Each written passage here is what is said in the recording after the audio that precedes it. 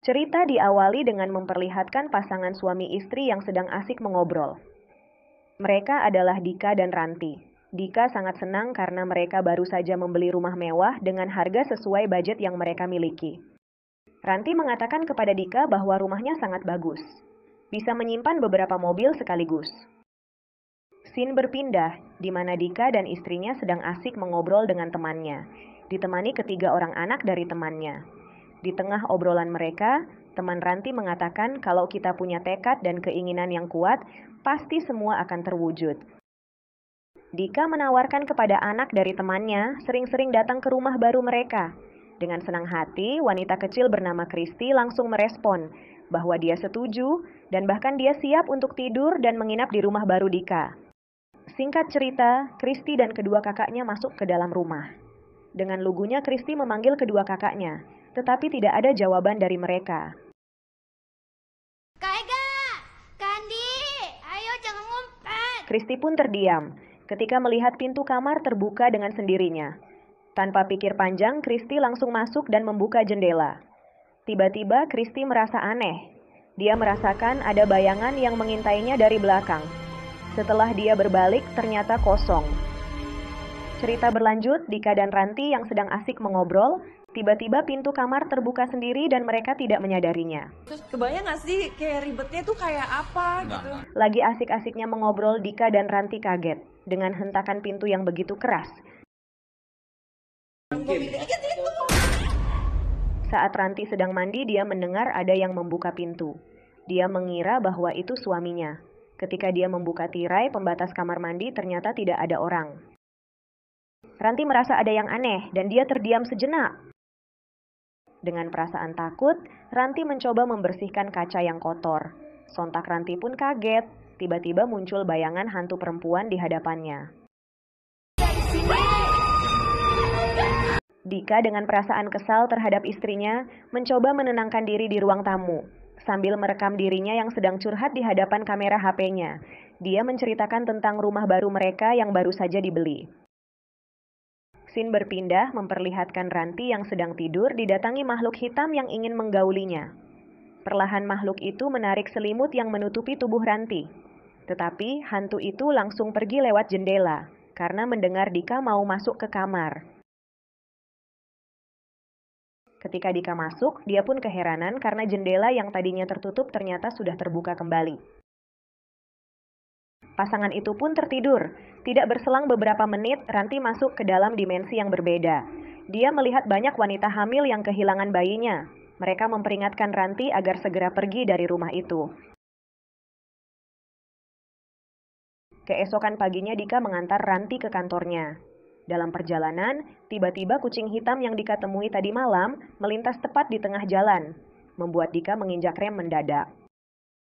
Ketika Ranti sampai di kantor, dia segera membersihkan barang-barangnya, sambil berpamitan ke semua rekan kerjanya. Di tengah obrolan Ranti dan rekan kerjanya, tiba-tiba Ranti melihat seekor kucing hitam yang melintas di tengah jalan tadi.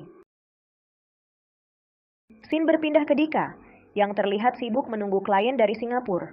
Saat mereka berjabatan tangan, Dika merasa gugup, sebab wanita yang dihadapannya terlihat cantik. Dengan mengetahui bahwa Dika masih sibuk dengan urusan kantor, Ranti pun pulang naik taksi.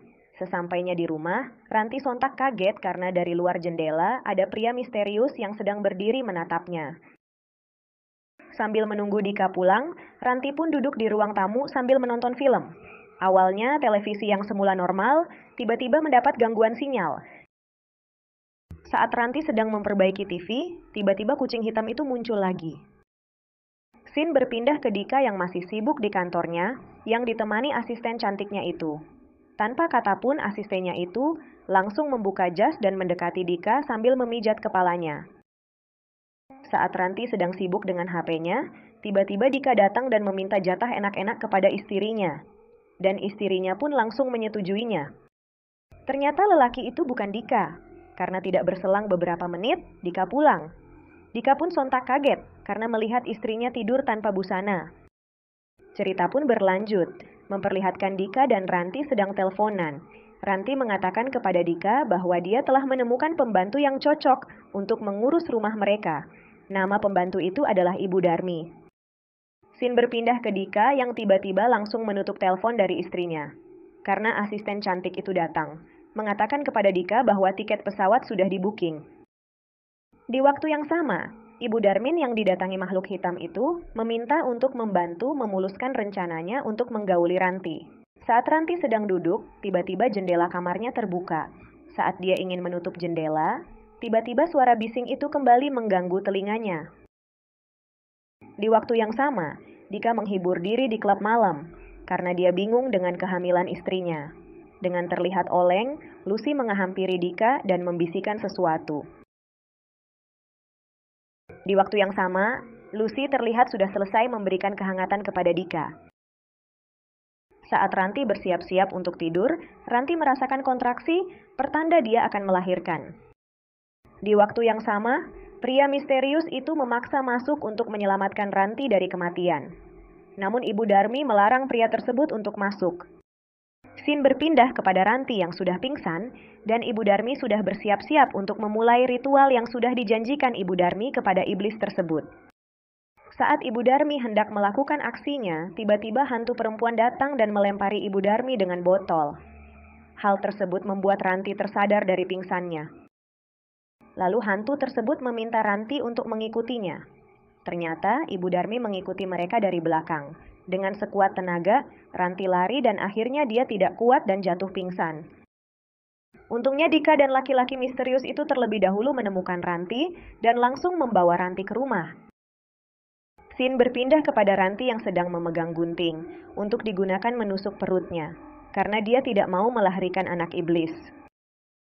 Dika pun langsung menelpon ambulans untuk menyelamatkan istri tercinta. Ambulans pun tiba untuk mengevakuasi Ranti yang terlihat sekarat. Dan film pun berakhir.